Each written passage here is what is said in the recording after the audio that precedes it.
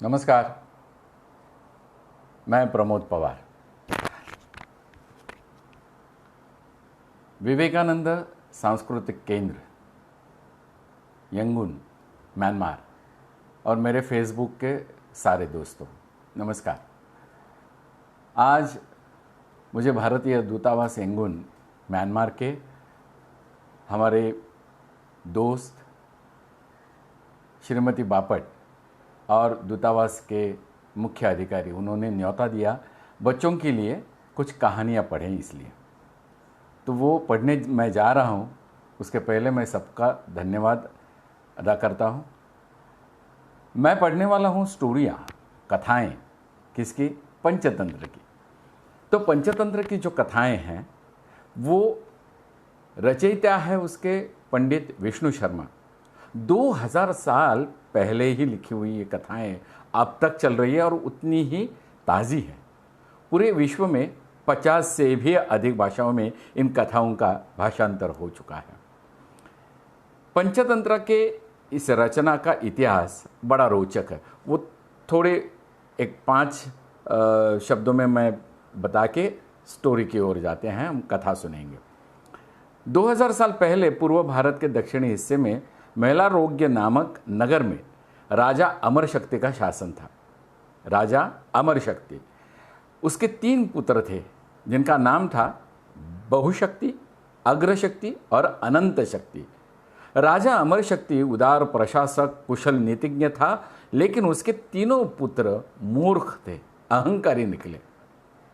इसीलिए राजा अमर शक्ति ने अपने मंत्रिमंडल से सबसे ज्ञानी पंडित विष्णु शर्मा, उनसे विनती की कि वो उनके तीनों बेटों को लेकर गुरुकुल पद्धति से पढ़ाए और उन्हें सुधारे।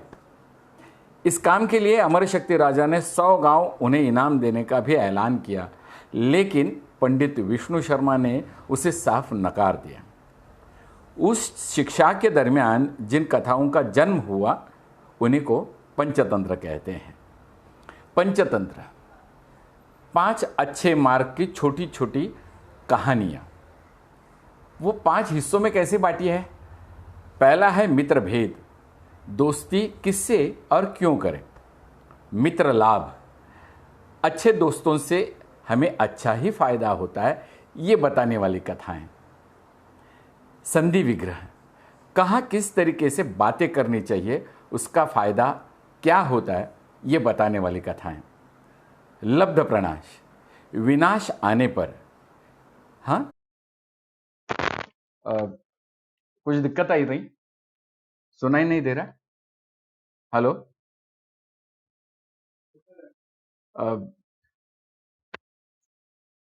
हेलो।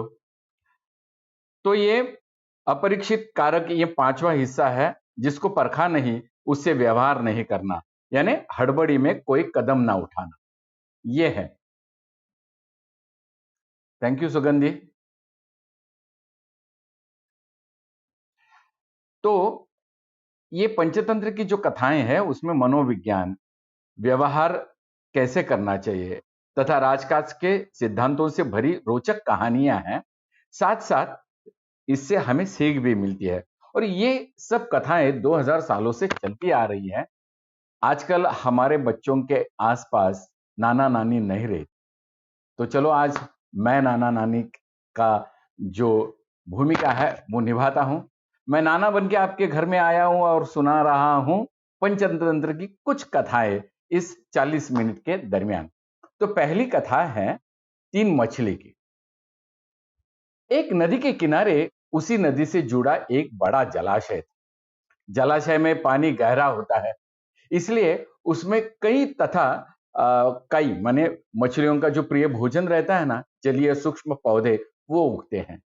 ऐसे स्थान मछलियों को बहुत अच्छा लगता है।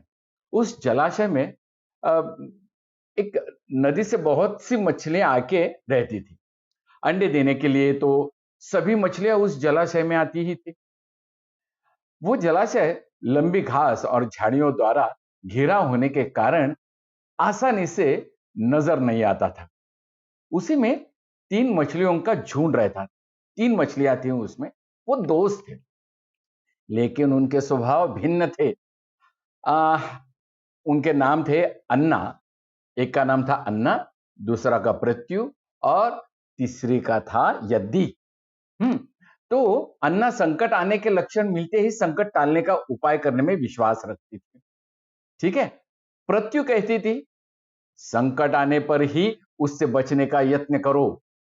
यद्दी का सोचना था कि संकट को टालने या उससे बचने की बात बेकार है। वो करने कराने से कुछ नहीं होता। जो किस्मत में लिखा है वो होकर ही रहेगा। माने अभी हम कौन से दौर से गुजर रहे हैं? हम लॉकडाउन के पीरियड से गुजर रहे हैं, और ये तीन व्यक्तियां, मछलियां हमारी, अलग अलग तरीके से हमें कुछ बता रही है। क्या क्या होता है इनके बारे में जरा देखेंगे। एक दिन क्या होगा, शाम को मछुआरे नदी में मछलियां पकड़कर घर जा रहे थे। बहुत कम मछलियां उनके जालों में फंसी थी, अतः उनके चेहरे उदास थे। तभी उन्हें झाड़ियों के ऊपर से मछलियों के जो पक्षी हैं, जो मछली पकड़ते हैं, उनका झुंड जाता दिखाई दिया। सबकी चोंच में मछलियां दबी थी। वो चौंके।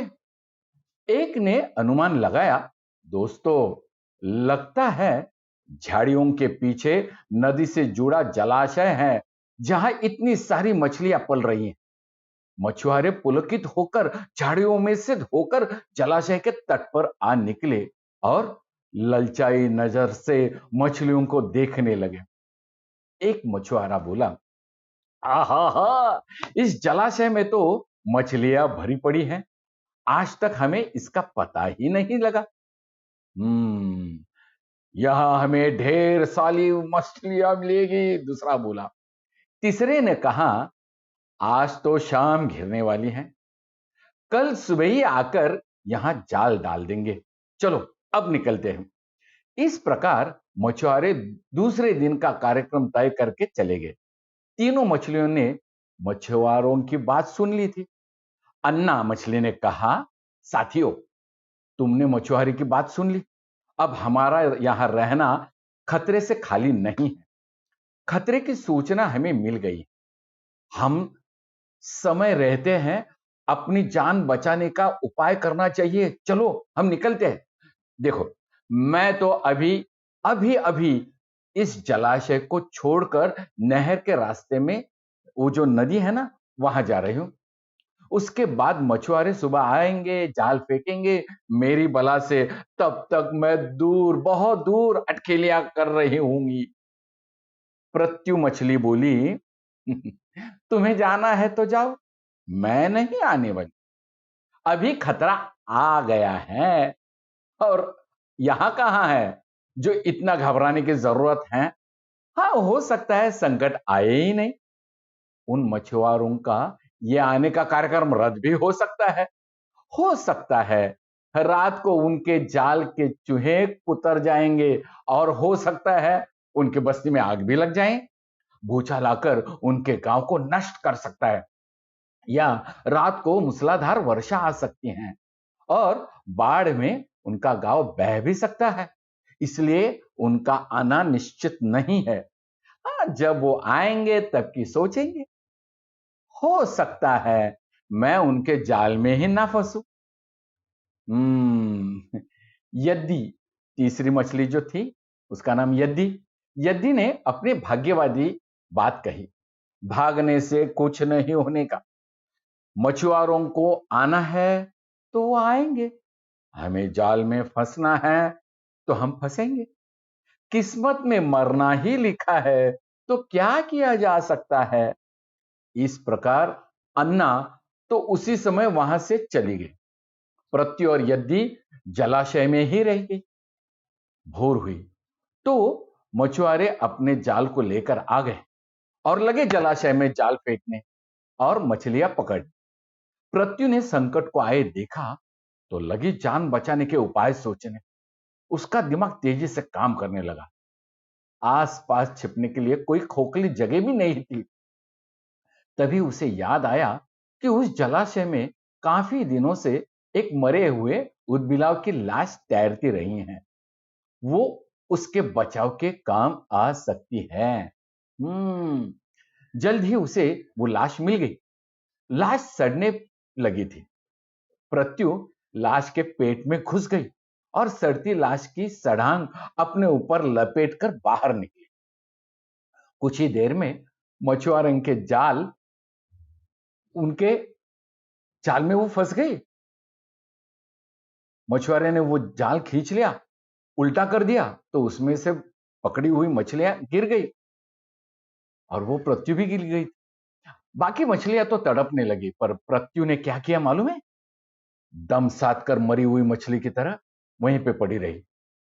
मछुआरे को सड़ांग का भपका लगा, सड़ी हुई बांस आई तो मछलियों को वो देखने लगा। उसने निश्चल पड़ी प्रत्यु को उठाया और सूंघा। छी, छी, छी, छी, ये तो कई दिनों की मरी मछली है, सड़ चुकी है। ऐसे बड़बड़ाकर बुरा सा मुंह बनाकर उस मछुआरे ने प्रत्यु को जलाशय में फेंक दिया। प्रत्यु अपनी बुद्धि का प्रयोग कर संकट के बीच से निकलने में सफल हो गई।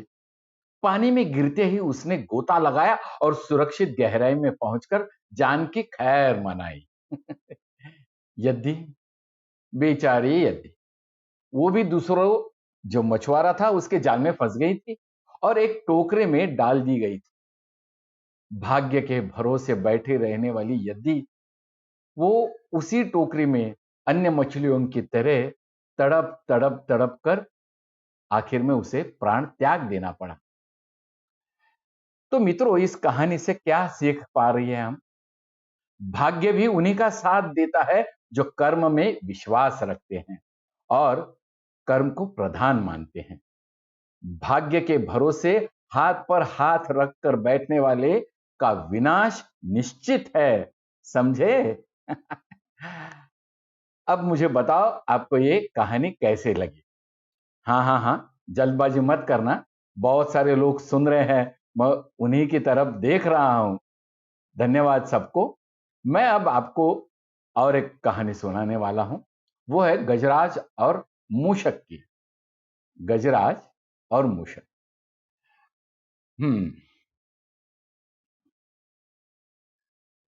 धन्यवाद, लंदन से भी दो लोग देख रहे हैं, धन्यवाद।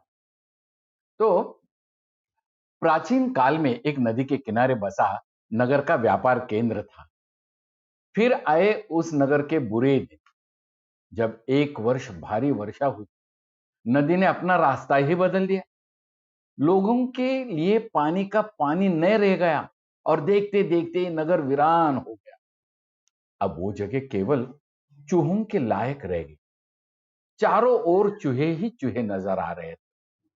चूहों का पूरा साम्राज्य ही स्थापित हो गया। चूहों के उस साम्राज्य का राजा बना मूषकराज चूहा। चूहों का भाग्य देखो, उनके बसने के बाद नगर के बाहर जमीन से एक पानी का स्रोत फूट पड़ा और वो बड़ा जलाशय बन गया। नगर से कुछ ही दूर एक घना जंगल था। जंगल में अनगिनत हाथी रहते थे। उनका राजा गजराज नामक एक विशाल हाथी था। उस जंगल क्षेत्र में भयानक सूखा पड़ा। जीव जंतु पानी की तलाश में इधर उधर मारे मारे फिरने लगे। भारी भक्कम शरीर वाले हाथियों की तो दुर्दशा हो गई। हाथियों के बच्चे प्यास से व्याकुल होकर चिल्लाने और दम तोड़ने लगे।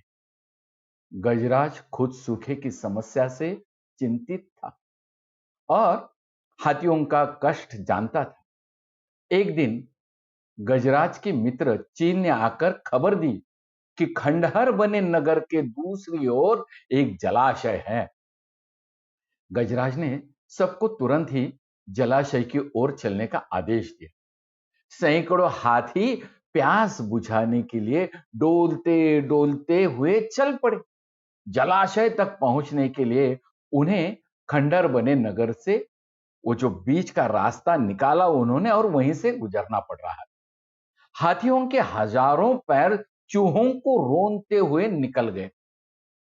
हजारों चूहे मर गए, मारे गए। खंडहर नगर की सड़कों के ऊपर चूहे के खून मांस की कीचड़ से लथपथ हो गई थी। मुसीबत यहीं खत्म नहीं हुई। हाथियों का दल फिर उसी रास्ते से लौट आया। बाप रे! हाथी रोज उसी मार्ग से पानी पीने जाने लगे। काफी सोचने विचारने के बाद मूषक राज के मंत्रियों ने कहा, महाराज, आपको ही जाकर गजराज से बात करनी चाहिए, वो दयालु हाथी है। मूषक राज हाथियों के वन में गया। एक बड़े पेड़ के नीचे गजराज खड़ा था। मूषक राज उसके सामने वो बड़े पत्थर के ऊपर चढ़ा और गजराज को नमस्कार करके बोला, गजराज, ओ गजराज, मूषक राज का नमस्कार। हे महान हाथी, मैं एक निवेदन करना चाहता हूं। आजू बाजू में इतनी आवाज हो रही थी, वो गजराज के कानों तक को पहुंच ही नहीं रही थी, फिर भी वो चिल्ला रहा था। बाद में किसी ने उसका ध्यान उसके ऊपर निकाल के दे दिया। दयालु गजराज उसके बात सुनने के लिए नीचे बैठ गया और अपना एक कान पत्थर पर चढ़े मूषक राज के निकट ले जाकर बोला, हाँ नन्हे दोस्त, बोलो बोलो, आप कुछ कह रहे थे, कृपया फिर से कहिए। मूषक राज बोला, हे गजराज, मैं चूहा हूं। हम बड़ी संख्या में खंडर बनी नगरी में रहते हैं। मैं उनका मूषक राज हूं।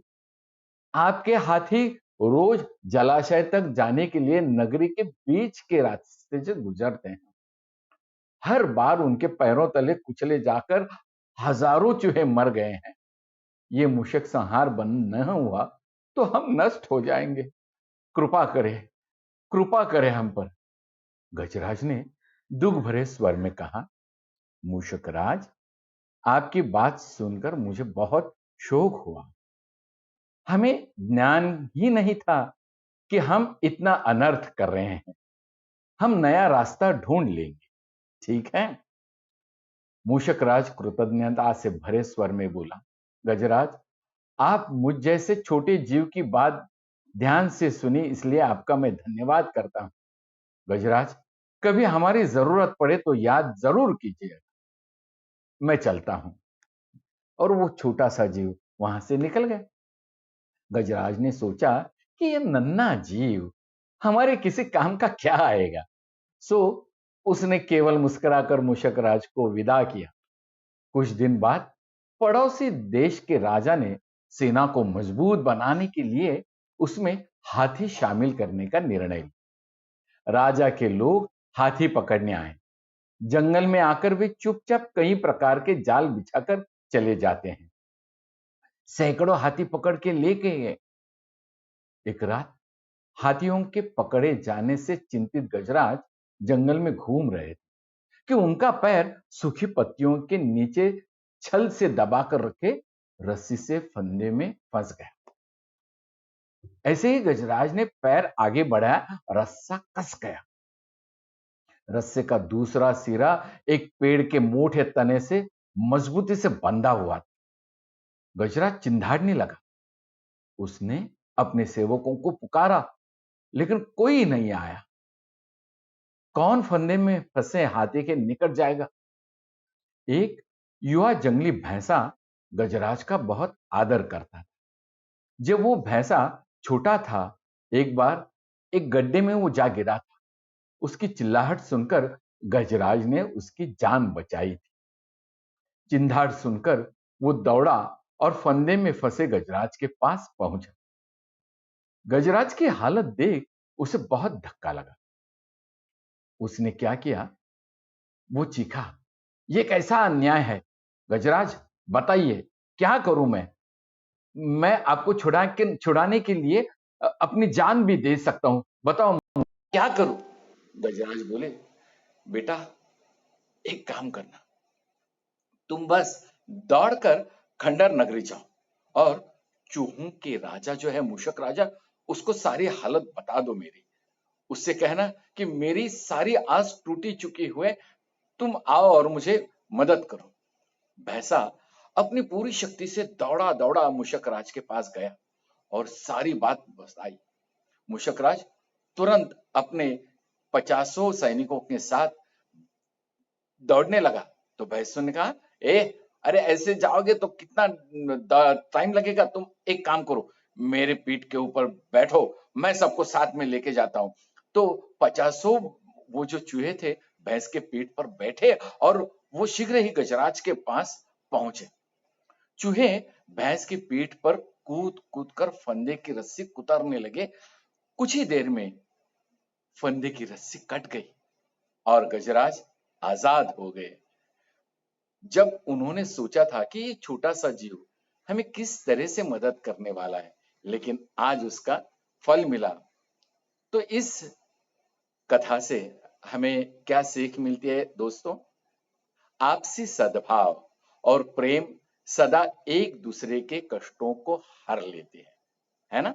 तो हमें एक दूसरे की मदद करनी चाहिए और दोस्ती बनाए रखनी है हमें, ठीक है?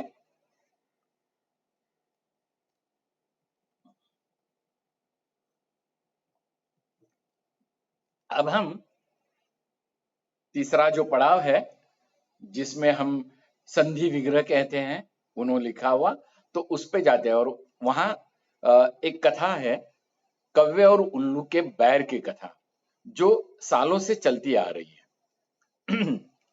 कव्वे और उल्लू की, ठीक है? ये कथा सुनते हैं।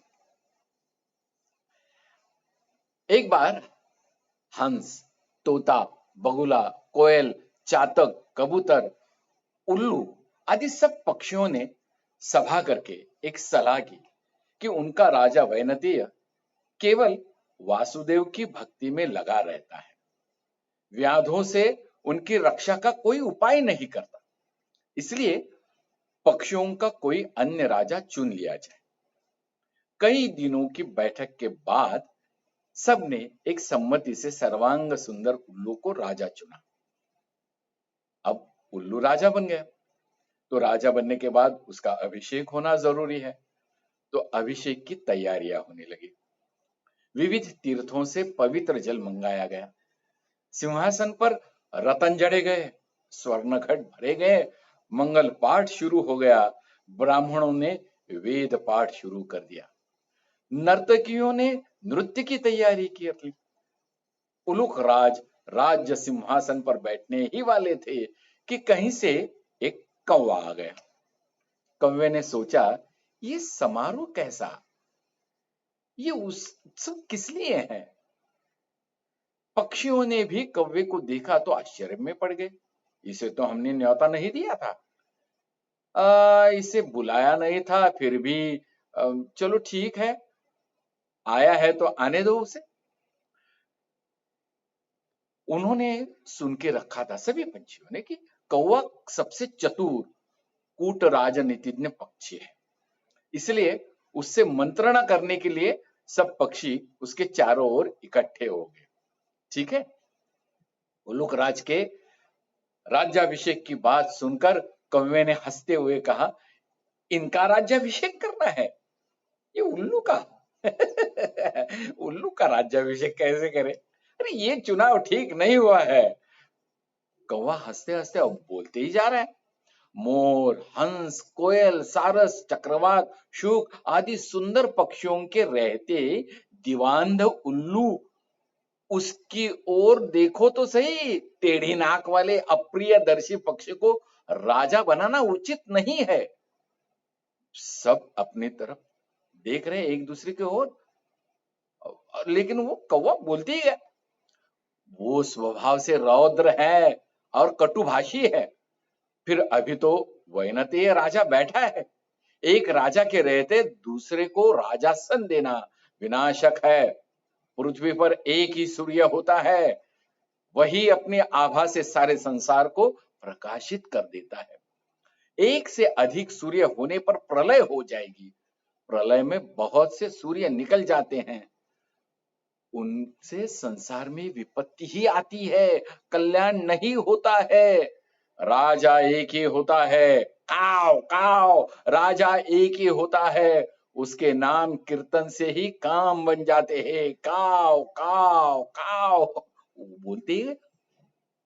यदि तुम उल्लू जैसे नीच, आलसी, कायर, व्यसनी और पीठ पीछे कटुभाषी पक्षी को राजा बनाओगे तो नष्ट हो जाओगे, नष्ट हो जाओगे, काव काव। कव्य की बात सुनकर सब पक्षी उल्लू को राज मुकुट पहनाए बिना चले गए। केवल अभिषेक की प्रतीक्षा करता हुआ उल्लू, उसके मित्र कृकालिका और कौवा रह गए। उल्लू ने पूछा, मेरा अभिषेक क्यों नहीं हुआ? मेरा अभिषेक क्यों नहीं हुआ? कृकालिका ने कहा, मित्र क्या बताऊं, ये जो कौवा बैठा है ना, एक कौवे ने आकर रंग में भंग कर दिया। शेष सब पक्षी उड़कर चले गए हैं, केवल ये कौवा यहीं बैठा है, देखो। तब उल्लू ने कौवे से कहा, ए दुष्ट कौवे, मैंने तेरा क्या बिगाड़ा था जो तूने मेरे कार्य में विघ्न डाल दिया? आज से मेरा तेरा वंश परंपरागत वैर रहेगा, वंश परंपरागत वैर रहेगा, वैर रहेगा। ये कहकर उल्लू वहां से चला गया। कौवा बहुत चिंतित हुआ, वहीं बैठ रहा। उसने सोचा, मेरे अकारण ही उल्लू से वैर मोल लिया है अभी। अब दूसरों के मामलों में हस्तक्षेप करना और कटु सत्य कहना भी दुखप्रद होता है, यही अब पता चला। अब क्या करें? यही सोचता सोचता वो कौवा वहां से चला गया। तभी से दोस्तों, तभी से कौवों और उल्लुओं से स्वाभाविक बैर चलता आ रहा है, समझे? तो कटु बात मुंह के सामने बोलना कभी कभी हमारे लिए कष्टप्रद होता है और उसका नतीजा भी अच्छा नहीं होता है, ठीक है? अब हम जाते हैं चौथा जो खंड है, लब्ध प्रणाश, उसकी ओर।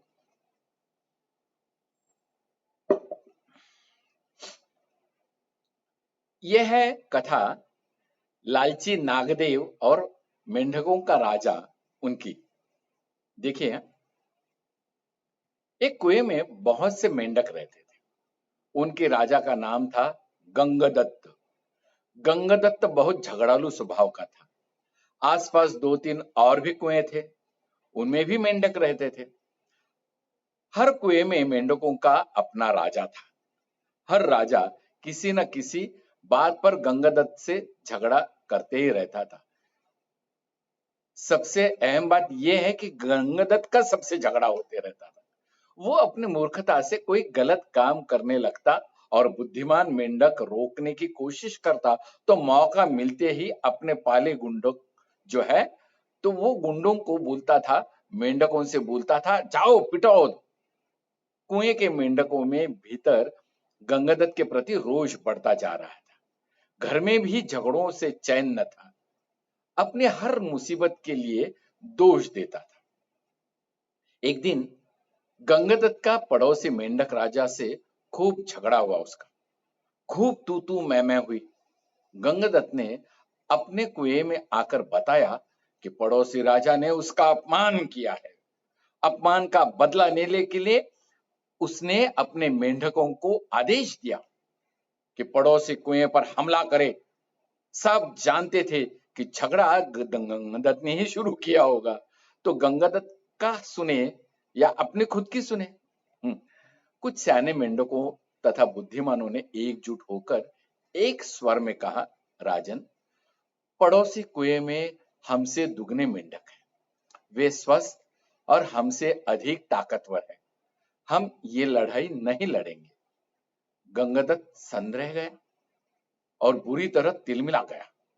मन ही मन में उसने ठान लिया कि इन गद्दारों को भी सबक सिखाना होगा। गंगदत्त ने अपने बेटों को बुलाकर भड़काया, बेटो इधर आओ, पड़ोसी राजा ने तुम्हारे पिताश्री का घोर अपमान किया है। जाओ पड़ोसी राजा के बेटों की ऐसी पिटाई करो, ऐसी पिटाई करो कि वे पानी मांगने तक न जाए। गंगदत्त के बेटे एक दूसरे का मुंह ताकने लगे। आखिर बड़े बेटे ने कहा, पिताश्री, आपने कभी हमें टर्राने की इजाजत नहीं दी। टर्राने से ही मेंढकों में बल आता है ना, हौसला आता है और जोश आता है। अब आप ये बताइए कि बिना हौसले और जोश के हम किसी की क्या पिटाई कर पाएंगे? हम कुछ नहीं कर सकते। अब गंगदत्त सबसे चिढ़ गया। एक दिन वो कूड़ता और बड़बड़ाता हुआ कुएं के बाहर निकल गया, इधर उधर घूमने लगा। उसे एक भयंकर नाग पास ही बने अपने बिल में घुसता नजर आया। उसके आंखों में चमक आ गई। जब अपने दुश्मन बन गए हो तो दुश्मन को अपना बनाना चाहिए। जब अपने दुश्मन बन गए हो तो दुश्मन को अपना बनाना चाहिए। ये सोच वो बिल के पास जाकर बोला, नागदेव प्रणाम प्रणाम, नागदेव प्रणाम।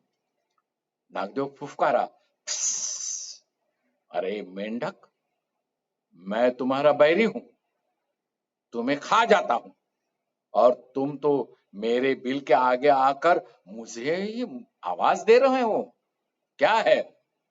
गंगादत्त तर्राया, हे नाग, कभी कभी शत्रुओं से ज्यादा अपने दुख देने लगते हैं। मेरा अपनी जाति वालों और सगों ने इतना घोर अपमान किया है कि उन्हें सबक सिखाने के लिए मुझे तुम जैसे शत्रु के पास सहायता मांगने आना पड़ा। तुम मेरी दोस्ती का स्वीकार करो और मजे करो। नाग ने बिल से बाहर आकर अपना सिर निकाला और बोला, मजे? कैसे मजे? हाँ, बताओ तो सही। गंगादत्त ने कहा, मैं तुम्हें इतने मेंढक खिलाऊंगा कि तुम मुटाते मुटाते अजगर बन जाओगे। नाग ने शंका व्यक्त की, पानी में मैं जा नहीं सकता, मैं कैसे पकड़ूंगा मेंढक? गंगादत्त ने ताली बजाई, नाग भाई, यही तो मेरी दोस्ती तुम्हारे काम आएगी। मैंने पड़ोसी राजाओं के कुओं पर नजर रखने के लिए अपने जासूस मेंढकों से गुप्त सुरंगें खुदवा रखे हैं। हर कुएं तक उनका रास्ता जाता है। सुरंगें जहां मिलती हैं वहां एक कक्ष है, तुम वहां रहना, और जिस जिस मेंढक को खाने के लिए कहूं उन्हें खाते जाना। नाग गंगादत्त से दोस्ती के लिए तैयार हो गया, क्योंकि उसमें उसका लाभ ही लाभ था। एक मूर्ख बदले की भावना में अंधे होकर अपनों को दुश्मन के पेट में हवाले करने के लिए तैयार हो गया हो तो दुश्मन क्यों ना इसका लाभ उठाए, हाँ? नाग गंगादत्त के साथ सुरंग कक्ष में जाकर बैठ गया। गंगादत्त ने पहले सारे पड़ोसी मेंढक राजाओं को उनकी प्रजाओं को खाने के लिए कह दिया। नाग कुछ सप्ताहों में सारे दूसरे कुओं के मेंढक सुरंगों के रास्ते जा जाकर खा गया। अब सब समाप्त हो गए तो नाग गंगादत्त से बोला, अब किसे खाऊंगा मैं? बताओ, अब किसे खाऊंगा मैं? जल्दी बताओ। 24 घंटे पेट फुल रखने की अभी आदत पड़ गई है, मुझे बताओ अब किसे खाऊं? गंगादत्त ने कहा, अब मेरे कुएं के सभी सियाने और बुद्धिमान जो मेंढक है ना, उनको खा लो। हाँ ठीक है, ठीक है, चलो वो खा जाए। अब वो खा जाए, सब खत्म हो गए, अब प्रजा की बारी आ गई। गंगादत्त ने सोचा, प्रजा की तो ऐसी की तैसी, हर समय कुछ ना कुछ शिकायत करती रहती है, जाओ उन्हें भी खा लो। उनको खाने के बाद नाग ने खाना मांगा, मुझे अभी खाना दो, मुझे खाना दो। गंगदत्त बोला, नाग मित्र, अब केवल मेरा कुनबा और मेरे मित्र बचे हैं, खेल खत्म और मेंढक खा जाओ। हाँ चलो, अच्छा मैं निकलता हूं। नाग ने फन फैलाया और फुफारने लगा, मेंढक, मैं अब कहीं नहीं जाने का, तू अब खाने का मेरा इंतजाम कर वरना। गंगदत्त की बोलती बंद हो गई। उसने नाग को अपने मित्र खिलाए, फिर आहिस्ता आहिस्ता उसके बेटे नाग के पेट में गए। गंगदत्त ने सोचा कि मैं और मेंढकी जिंदा रहे तो बेटे और पैदा कर लेंगे। बेटे खाने के बाद नाग फुफकारा, और खाना कहाँ है, और खाना कहाँ है, मुझे खाना दो। गंगदत्त ने डर कर मेंढकी की ओर इशारा किया। गंगदत्त ने स्वयं के मन को समझाया, चलो बूढ़ी मेंढकी से छुटकारा मिल गया, खा लो इसे भी, नई जवान मेंढकी से विवाह कर नया संसार बसाऊंगा, खा लो। मेंढकी को खाने के बाद नाग ने मुंह फाड़ा, मुझे खाना चाहिए, मुझे खाना चाहिए, खाना दे दो। गंगदत्त ने अब हाथ जोड़े, अब तो केवल मैं बचा हूं, तुम्हारा दोस्त हूं मैं गंगदत्त, तुम्हारा दोस्त गंगदत्त, अब लौट जाओ, अब तुम लौट जाओ। नाग बोला, तू कौन सा मेरा मामा लगता है? हाँ, तू कौन सा मेरा मामा लगता है? मैं अब तुझे खाऊंगा, नहीं तो मुझे खाना दो। और उसने उसे भी हड़प लिया। अब क्या, वो भी खत्म हो गया। इससे क्या सीख मिलती है दोस्तों?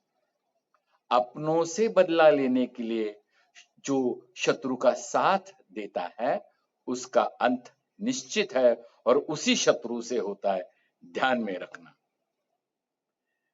अब एक छोटी सी कथा बताने की कोशिश करता हूं, और वो 5वें पर्व में से है, अपरीक्षित कारक। 4 मूर्ख पंडितों की कथा है। एक स्थान पर 4 ब्राह्मण रहते थे। चारों विद्याभ्यास करने के लिए कान्यकुब्ज गए थे। निरंतर 12 वर्ष तक विद्या पढ़ने के बाद वे संपूर्ण शास्त्रों से पारंगत होते हैं, विद्वान होते हैं, किंतु व्यवहार बुद्धि से चारों खाली रहते थे।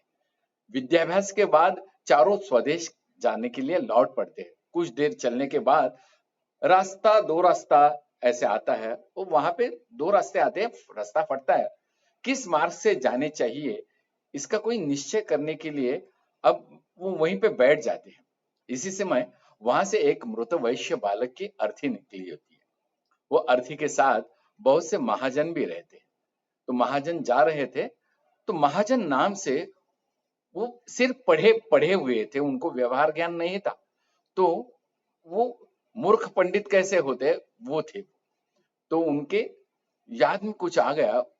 पुस्तक के पन्ने पलट कर देखा तो लिखा था, महाजनो ये न गतः स पंथा। जिस मार्ग से महाजन जाए और उसी से वो महाजन जहां से जाते हैं वही मार्ग सही है। पुस्तक में लिखे ब्रह्म वाक्य मानने वाले चारों पंडित महाजन उनके पीछे पीछे स्मशान की ओर चल पड़े। थोड़ी दूर पर स्मशान में उन्होंने एक गधे को खड़ा हुआ देखा। गधे को देखते ही उन्हें शास्त्र की एक बात याद आ गई, राजद्वारे स्मशाने च यतिष्ठति स बांधवाः। अर्थात राजद्वार और स्मशान में जो खड़ा हो वो भाई होता है। फिर क्या था, चारों ने उस स्मशान में खड़े गधे को भाई बना लिया। कोई उसे गले लगाया, लिपट रहा था तो किसी ने उसके पैर धोए। इतने में एक ऊंट उधर से गुजर रहा था। उसके देखकर सबके विचार में पड़ गए, ये कौन है? क्योंकि विद्याभ्यास करते हुए उन्होंने बाकी कोई कुछ देखा ही नहीं था, चार दीवारी में रहते थे। तो उन्होंने पुस्तकों के अतिरिक्त संसार की वस्तु का ध्यान नहीं था, इसलिए ऊंट को वेग से भागते हुए देखकर उनमें से एक को पुस्तक में लिखा एक वाक्य याद आ गया, धर्मस्य त्वरिता गति ही। अर्थात धर्म की गति में बड़ा वेग होता है।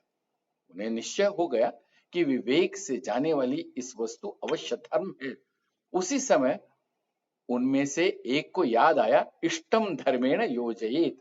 अर्थात धर्म का संयोग इष्ट करते, इष्ट से करना है। उनके समझ में इष्ट बांधव था गधा और ऊंट, या धर्म, दोनों का संयोग कराना उन्होंने शास्त्रोक्त मान लिया।